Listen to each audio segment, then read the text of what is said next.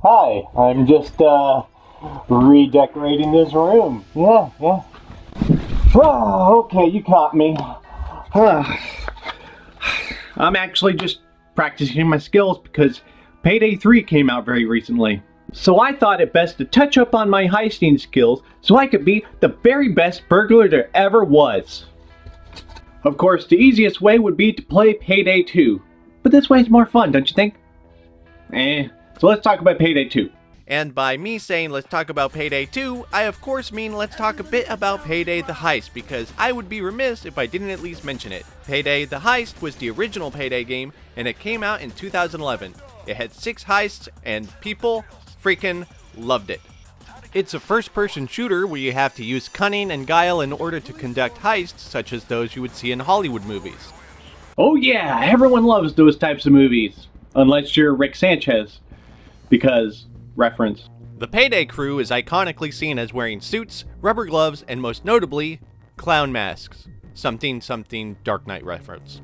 But the popularity of Payday was so immense that just 2 short years later, a new Payday game was released. One that ironed out flaws, probably, and added way more content, like more than 6 heists, and more playable characters, and more character customizations, I think. Honestly, I don't really know because I started playing it in 2014, and by then they already added DLC and patched it a whole bunch. But the main thing is, if you've never played Payday 1 before, then you aren't missing much, especially since they actually added all the heists from Payday 1 into Payday 2, so that's nice. It's like a nice little gift from the developer saying, hey, play our better game, instead of focusing on this blah thing that we're doing over here. More on that later. So anyway, Payday 2 is basically Payday 1 Brood Wars. I mean, like an expansion to it. So let's go over the story of Payday 2 as I understand it. At the end of Payday 1, Hoxton, one of the heisters, is arrested, and throughout a lot of the missions in Payday 2, there's an overarching story of Hoxton getting broken out of prison and investigating who ratted him out and framed him. Funnily enough, I never actually played through the entire story. Because it wasn't the main draw for me for once. And I have sunk a lot of time into this game. I keep telling myself that I'll play through the story at some point, but that's kind of hard because it does get pretty murky throughout the story, and I'd rather spend my time being sneaky. There are actually lots of subplots that are explored throughout all the missions, so you can actually piece it together bit by bit and lock in what's actually happening within the story. And with a careful, watchful eye, you can start to determine who the rat is. Anyway, there are 2 main types of heists. Stealth heists and loud heists. That should be pretty self-explanatory, right? The stealth are all about sneaking and heisting undetected, whereas the loud heists are about surviving an onslaught of police. Did I mention you get to play as part of a criminal syndicate in this game? So it makes sense that the enemies are cops. No big deal. In the stealth heist, the objectives are usually breaking into banks or other well-fortified types of buildings. I'll give a basic breakdown of what happens here in a bank heist, which is one of the most famous heists in the game. First is casing a place, because most of the time you have the option to walk around before equipping your mask and actually starting the heist. This allows you to find objectives which are seated differently throughout each playthrough, such as a key card or safe being in a randomized location. After you are done casing, it's time to equip the mask and start the fun bits. You have the freedom to do it whenever you need to, so be sure to do it in the most advantageous way to benefit your heist. Most of the time, I do it out of sight, but sometimes you need to do it immediately to take someone out. In this case, I need to take out some guards who could raise the alarm if you aren't careful. Speaking of which, you also need to answer a pager on most guards or else, you guessed it, the alarm goes off. Stopping a pager prematurely will also trigger the alarm, and if you are detected, guards and civilians can either call the cops or hit an alarm button. Oh, and there's cameras too you have to worry about. It boils down to the fact that it's insanely easy for the alarm to sound and all mayhem to break loose. Assuming you manage to kill all the guards and disable the cameras, you can move on to the actual objective, getting the drill and opening the vault. This time it's the thermal drill and it's normally loud and unwieldy. I also forgot to mention that this is my sneaky character loadout that has special drill skills that make the drill quieter so it doesn't alert civilians. But if they do, you have to contain them and zip tie them. Or, you know, shoot them, which the game penalizes you for doing. So hopefully now we've gotten into the vault. Never mind all the times the thermal drill broke down, or the fact it takes like 4 actual minutes to run its course. We can start hauling off all that sweet, sweet loot. You can only secure one duffel bag at a time, and depending on what you are carrying, you might be moving pretty slowly. Some loot you can run with, like cocaine, again, fictional criminality, and some loot, like gold, makes you walk slower than normal and more easily detected. So keep your head down. Then all you gotta do is make it back to the van and escape. Oh, and obviously try to take as much loot as possible. That's a given. So that's the basic of stealth heisting. Now for loud heists, which are different. To be fair, it's kind of hard to pick a typical loud heist for this because they're all pretty different, which is a good thing. So I'm gonna choose one here. Watch Dogs. Okay, sounds fun and iconic. Loud heists are all about surviving police assaults and doing whatever objective is going on. This time it's protecting and moving cocaine, which is harder than it sounds because without other players, I gotta move all of this by myself, like a loser. Instead, I have these AIs who can carry stuff, but often drop it whenever they feel like it.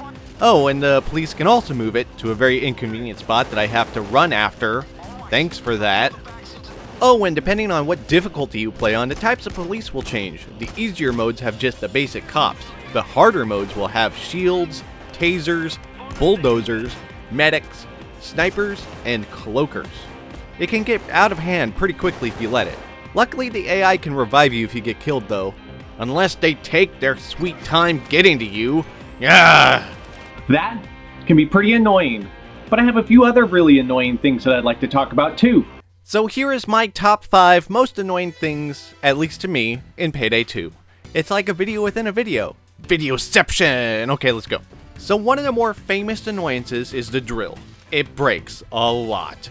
And depending on the heist, it might break every 10 seconds or so. So you gotta keep restarting them over and over again. There are skills that help, like time reduction, auto restart, that sort of thing. But my favorite is the restart with a hit ability. Just whack! And sometimes it starts up again.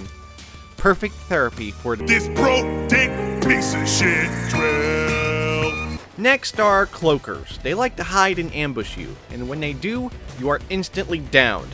At least you get a little warning because you will hear this awful scream right as a cloaker charges you.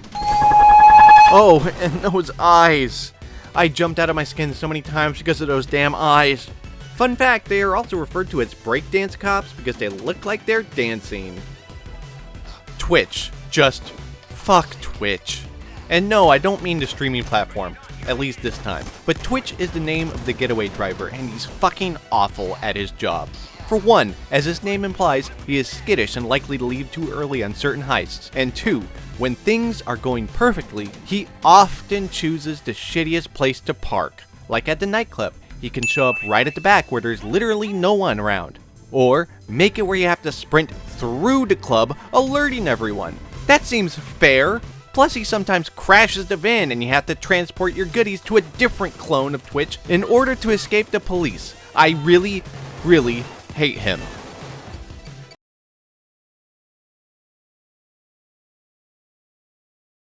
Next are flashbang grenades. They just suck. Shields throw them, and way too often. When you get hit with them, your screen goes white, your sound goes tinnitus, and the only thing you can do is wait. Even when you take measures to look away, it's not enough. And on higher difficulties, you can just be pelted again and again without pause. Oh, and they recently added special shields that have flash guns or something that flash and distort, and it's extra dumb. You could shoot the flashbangs at least, but it's kind of difficult. And finally, in the nightclub level, in the basement, there is a cockfighting pit. But that's not what annoys me. What annoys me is the fan. You can clearly see that there is a 5-bladed fan shadow spinning, but you look up and 6 blades? And wait, there's no light source either! What the hell? Anyway, these annoyances are just that, annoyances. But they're integral to giving the game its soul. I complain about these things for sure, but Payday 2 wouldn't be what it is without them. I mainly thought it would be fun to talk about them and let other people relate to it too. After all, these are challenges to overcome and not bugs to the game, which is awesome and great. So how can we help tip the scales to our favor on these heists? Well, there are a number of ways. One of the most obvious ways is loading out your character correctly. There are two main things to consider. The skills, which are broken into 15 different skill trees that you can mix and match to your liking. And it's not a permanent lock-in system either, so you can move points whenever you feel like it, which I just adore. Plus, you can have multiple profiles, which you can switch out and even rename. I generally use two, one for loud and the other for sneaking. The other thing to consider is the perk deck. These are unlocked by using experience points to get cards, but once you do, they're unlocked permanently, and they have innate skills for your profiles. I like to use the Anarchist for my loud profile, which gives major armor boost, and Burglar for my sneaking profile because sneaking boosts. But there are tons of other perks to choose from. It's up to you to see how you like them and how they interact with your other players and crew, if you have people to play with at least. That's all well and good, but I need to talk about some of the other stuff that Overkill added to the game over the years. The game started out pretty standard. Good, but standard. But then Overkill decided to add some familiar characters to the games, like Jacket from Miami Heat, and Jimmy from Hardcore Henry, and freaking John Wick. Just imagine Keanu Reeves in Payday. It's amazing. That's just the tip of the iceberg. With each added character, they also added more heists that go with that character. Like there's a mission at Scarface's mansion, and there's a Sons of Anarchy mission. And yes, Scarface and Rust are playable characters now. It's amazing that Overkill managed to do all this. One of my favorite things is that for the Hardcore Henry add-ons, they had live action trailers for it. This made me want to watch a Payday TV show. It was that good. And upon further research, there actually is a web series for Payday. 6 episodes with a rumored 7th one at some point. And the Hardcore Henry one doesn't seem to be part of that for some reason. But I also need to go over the shittiest thing that Overkill did.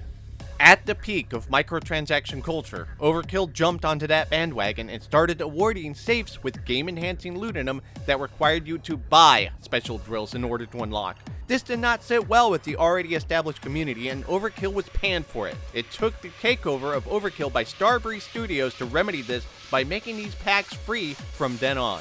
I even have a couple of these safes stuck in my inventory. It's really dumb. But I'd like to think that Starbreeze and Overkill learned a lesson here to not polarize their community by being greedy, money-grubbing jerks. I honestly don't have a problem really with certain DLC content costing a little money to buy, as long as those are actual additions and expansions to the game. But microtransactions just because you saw Blizzard and Warner Brothers doing it? Come on. And I think that brings me to the most important part here. Payday 3! It's finally here after 10 long years. I'm totally psyched! Assuming that Payday 3 holds true to the good gameplay that made Payday 2 great, plus some new updated graphics and perhaps some new mechanics, I think it'll be good.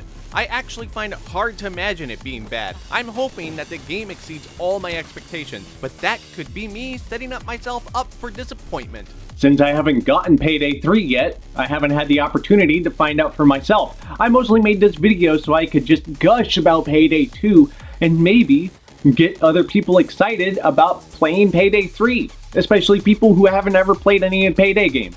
In any case, I know that however it turns out, Payday 2 will always be a good game in my eyes. After all, I spent about 900 hours playing the dang thing. So now, I just gotta figure out what to do with all my loot.